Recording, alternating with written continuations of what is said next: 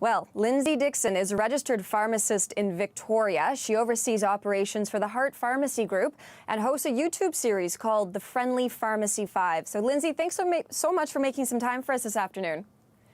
Thanks, Hillary. Happy to be here. So it does seem to be a bit of a pan-Canadian problem, and when we're talking about access to both tests and boosters, but wondering what it's like where you are right now in British Columbia. Yes, well, British Columbia has had quite a year, as has the rest of Canada, but we've had some certain special events.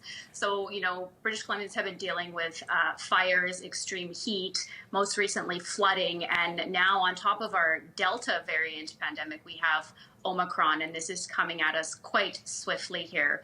So most recently, we have more restrictions now in the province that are limiting gatherings and different events. And so, I think it's been a lot for British Columbians to take in.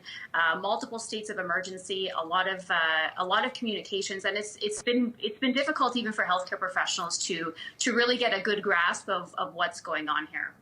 And you're mentioning those extreme weather events that we've seen. Of course, most recently, that flooding. How has that impacted boosters and then access to those rapid tests in particular? The booster rollout has been it seems like it's somewhat slow. For the most part, the BC Pharmacy Association has been able to reroute supplies of booster doses to different parts of the province that were most impacted by the flooding.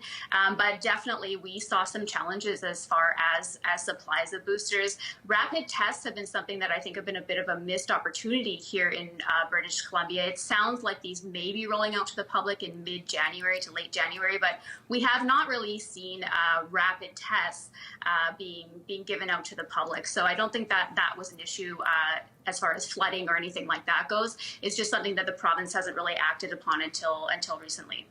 Yeah, and of course, January after that holiday season, when I suspect a lot of people were hoping to have them.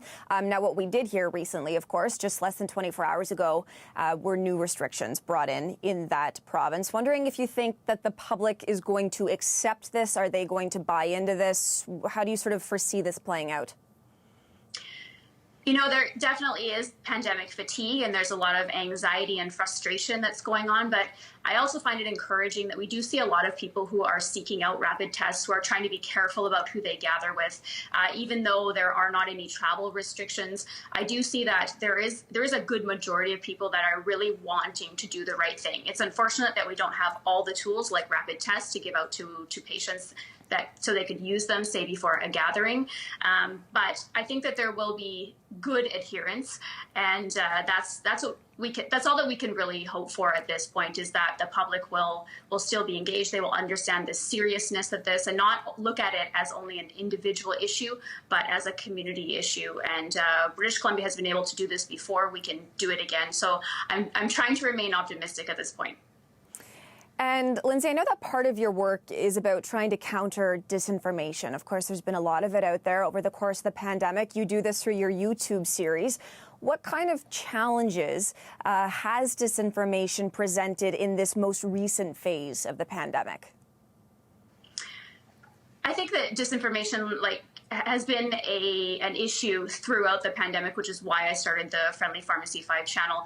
The biggest challenge is that there is new misinformation and disinformation almost daily, and keeping up with that through social media, I know a lot of different healthcare professionals and scientists that have been trying to stay on top of this and essentially debunk the misinformation that is out there has been very, very challenging. The social media algorithms really do favor misinformation, and they seem to really push that towards the public that is watching it.